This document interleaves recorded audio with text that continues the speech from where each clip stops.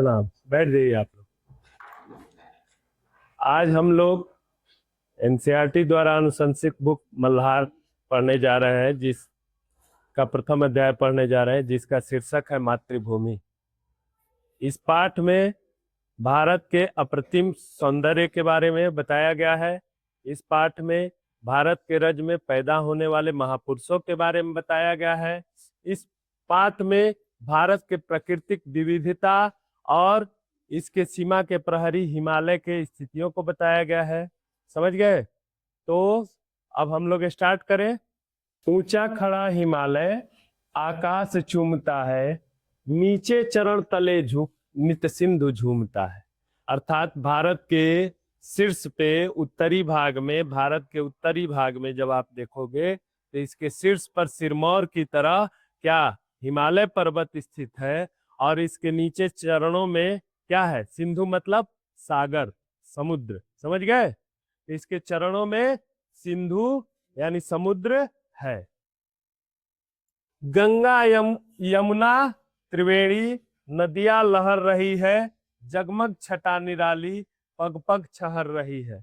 यहाँ ये भारत भूमि में नदियों की भूमि भी इसे कहा जाता है। और भारत के उत्तराखंड राज्य में यदि आप जाएंगे तो वहाँ के प्राकृतिक विविधता और सौंदर्य को जब देखेंगे तो आपका मन मोहित हो जाएगा। तो उस सौंदर्य का वर्णन किया गया है कि किस तरह से इस पाठ में जो है भारत का सौंदर्य विविधता जो है उस चीज को किया गया है। नदियों का भूमि यानी जल का कभी यहाँ अभाव नहीं हुआ है। तो यहाँ गंगा यमुना त्रिवेणी, त्रिवेणी कहाँ है? किसको किसको पता है? सर प्रयाग में। हाँ, तो त्रिवेणी में वहां 3 नदियों का जहां मिलन होता है उसी को त्रिवेणी अर्थात संगम बोलते हैं। तो वहां पे गंगा यमुना और अदृश्य सरस्वती नदी का मिलन स्थली है, इसीलिए उस जगह को त्रिवेणी बोला जा रहा है। लेकिन कविता में त्रिवेणी सब नदियों के लिए भी प्रयोग किया गया है। गंगा यमुना त्रिवेणी नदियां लहर रही है, जगमग छटा निराली पग पग छहर रही है। यानी यहाँ भारत भूमि में गंगा यमुना जैसी बहुत सारी नदियां लहराते हुए बह रही है, और इसकी जगमग जगमग मतलब चमकती हुई जो सौंदर्य है वो पग पग यानी कदम कदम पे, हम जैसे कि आपको शुरू में ही बताए पाठ के शुरुआत में कि इसमें भारत के सौंदर्य का भी वर्णन है। तो वर्णन में यह है कि पग पग पे यानी कदम कदम पे यहाँ प्राकृतिक का सुंदर सौंदर्य आपको देखने को मिल जाएगा। समझ गए? ऐसी पुण्य भूमि अपनी है। वह पुण्य भूमि मेरी, वह स्वर्ण भूमि मेरी, वह जन्म भूमि मेरी, वह मातृभूमि मेरी। अब अपने जन्मभूमि का यशोगान किया गया है इन पंक्तियों में कि मैं ऐसे, और उस में अपने मातृभूमि के प्रति गर्व का भाव व्यक्त किया गया है कि मैं जिस धरा में पैदा हुआ हूं, जिस धर्म में जन्म लिया हूं, उसके शीर्ष पर क्या है? क्या है शीर्ष पर? और पैरों में क्या है? और वहां का प्राकृतिक जो सौंदर्य है, विविधता है, वो कैसा है? स्वर्ग जैसा, स्वर्ग जैसा। और नदियां जो है क्या? नदियों का जाल बिछा हुआ है, और सौंदर्य पग पग पे यानी कदम कदम पे इसका सौंदर्य आपको मिलेगा।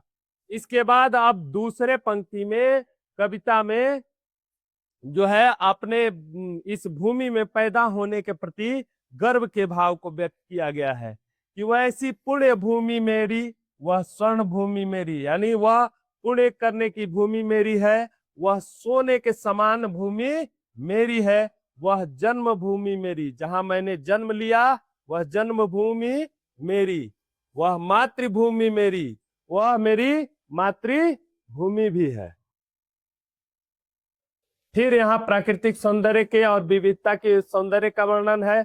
झरने अनेक झरते, जिसकी पहाड़ियों में चिड़िया चहक रही है, वो मस्त झाड़ियों में।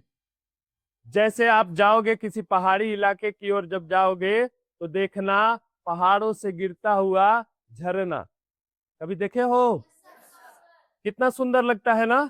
अब जब यहाँ यहाँ जो है आपके नजदीक, पटना से नजदीक तो आसपास कोई पहाड़ नहीं है जहाँ झरना हो, लेकिन यहाँ से आप कहीं भी सुदूर इलाके में जाओगे तो पहाड़ों से झरते हुए झरनों का जो अलौकिक सौंदर्य होता है, देखने लायक, मन करता है कि अपलक उसको निहारते रहे, उसका वर्णन है कि यहाँ के पहाड़ियों में अनेक झरने झरते हैं। यानी झरते हुए झरने भी इस मातृभूमि के, हमारी मातृभूमि के सौंदर्य को क्या कर रहे हैं, सौंदर्य को क्या कर रहे हैं और बढ़ा रहे हैं। जिसकी चिड़िया चहक रही है वो मस्त झाड़ियों में। इसमें कभी कहना चाहते हैं कि जो यहाँ वन्य जीव हैं, समझ गए, वन्य जीव भी एकदम स्वच्छंद भाव से यहाँ क्या कर रहे हैं, एकदम मस्त भाव से घूमते हुए क्या कर रहे हैं, चहक रहे हैं। समझ गए। अमराइयां घनी है, कोयल पुकारती है, बहती मलय पवन है, तन मन सवारती है। अमराइयां का मतलब क्या हुआ, आम के बगीचे, और हर बगीचे में कोयल का जो मीठी ध्वनि है हमको सुनने को मिल रही है। कोयल की यहाँ पग पग पर आपको आमों के बगीचे भरे पड़े हुए हैं। समझ गए।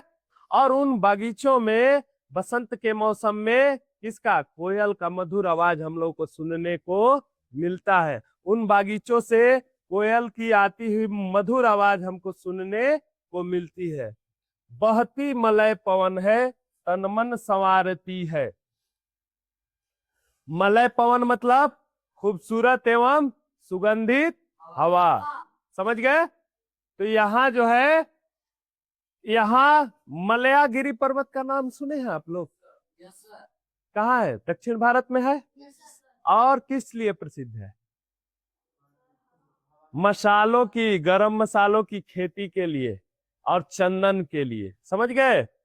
तो उसी मलयागिरी पर्वत का यहाँ जिक्र है कि वहां से गरम मसालों से जब हो करके खुशबूदार हवा आती है, तो उसी हवा का जिक्र है कि बहती मलय पवन है। यहाँ खूबसूरत जो है सुगंधित हवा जो है बहते हुए क्या, हमारे तन यानी शरीर को और मन यानी मन को, दोनों को क्या कर रही है, संवार लेती है। समझ गए। वह धर्म भूमि मेरी, वह कर्म भूमि मेरी, वह जन्म भूमि मेरी, वह मातृभूमि मेरी। समझ गए। फिर गर्व के भाव यहाँ है, वह ऐसा धर्म भूमि, धर्म भूमि मतलब वैसी भूमि जहाँ धार्मिक कृत्य होते हो, और धर्म भूमि का दूसरा अर्थ है कि वैसी भूमि जहाँ लोगों का, एक दूसरे का भला चाहना लोगों का मकसद हो। समझ गए। तो यहाँ भारत भूमि की एक बड़ी खास विशेषता रही है कि इस भूमि में परोपकार, सेवा आदि भाव सदैव से देखने को मिलते रहते हैं। यहाँ की भूमि में महापुरुषों ने सदैव से त्याग किया है। एक चीज और सोचो, कभी सोचना कि यहाँ की पुण्य भूमि से गौतम बुद्ध, महावीर जैसे विद्वान हुए, जो जा करके यहाँ भारत के अलावा और भूमियों में भी, और देशों में भी जा करके अपनी विद्वता और अपने परोपकार और सेवा कार्यों द्वारा लोगों को प्रेरित किए। समझ गए। तो वह धर्म भूमि मेरी, वह कर्म भूमि मेरी, वह जन्म भूमि मेरी, वह मातृभूमि मेरी। फिर गर्व का भाव अपने जन्मभूमि के प्रति, वह धर्म कार्य करने वाली भूमि मेरी है। वह कर्म भूमि जहां मैंने अपने कर्म को सींचा है, जहां मैंने अपने कर्म से जहां की धरा को, जहां की धरती को सींचा है, उसी को ना कर्म भूमि बोलते हैं। हाँ, जहां कर्म किया हो, सरल शब्दों में समझो, जहां पे कर्म किया हो, तो वह कर्म भूमि मेरी। वह जन्मभूमि मेरी, जन्मभूमि जहां हमने जन्म लिया है। वह मातृभूमि मेरी, जहां हमारी जननी मातृभूमि मतलब माता के समान भूमि, समझ गए। जन्मे जहां थे रघुपति, जन्मी जहां थी सीता, श्री कृष्ण ने सुनाई वंशी पुनीत गीता। अब देखो यहाँ की अगले पंक्ति में देखो किसका जिक्र है, श्री कृष्ण और सीता माँ और राम जी का।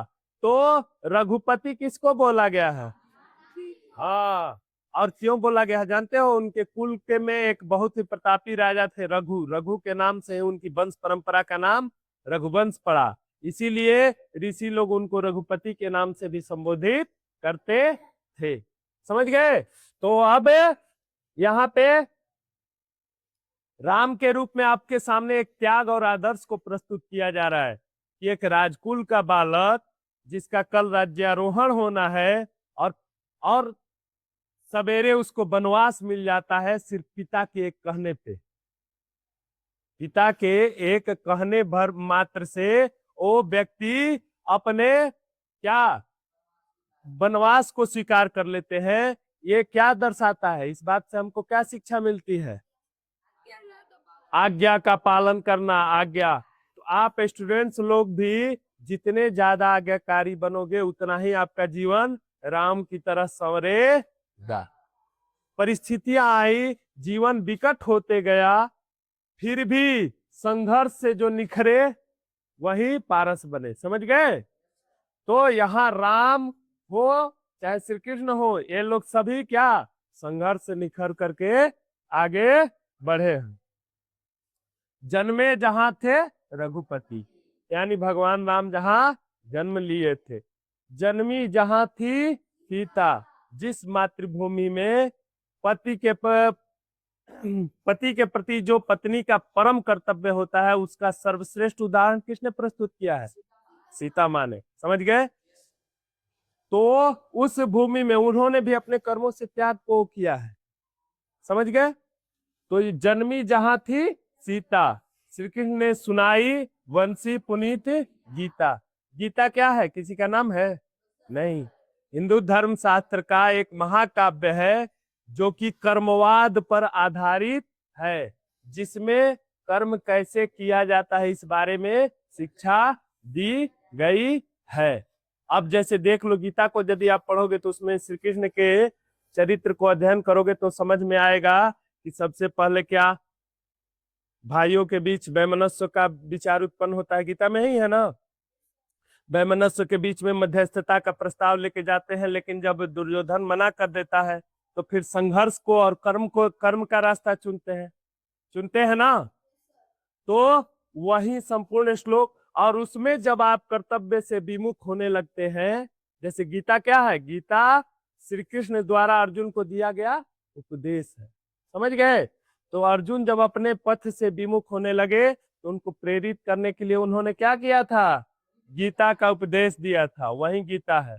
तो ये गीता से हमको क्या शिक्षा मिलती है, गीता से क्या शिक्षा मिलती है, हमें धर्म के रास्ते पर चलना चाहिए, बहुत बढ़िया।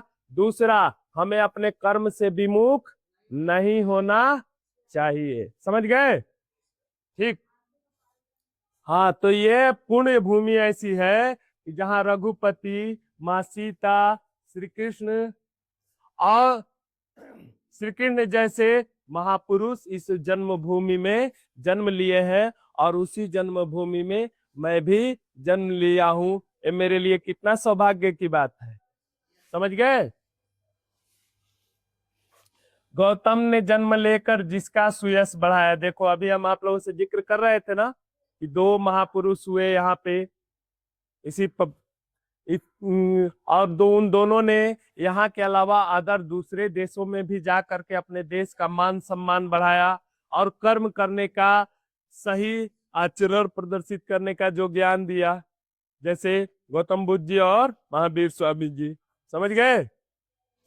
तो गौतम ने जन्म लेकर जिसका सुयश, जिसका यश को, सुयश मतलब अच्छे यश को बढ़ाया, जग को दया सिखाई, जग को दिया दिखाया, दिया मतलब समझ रहे हो, दीपक, दुनिया को धर्म के रास्ते बताए थे ना गौतम बुद्ध जी।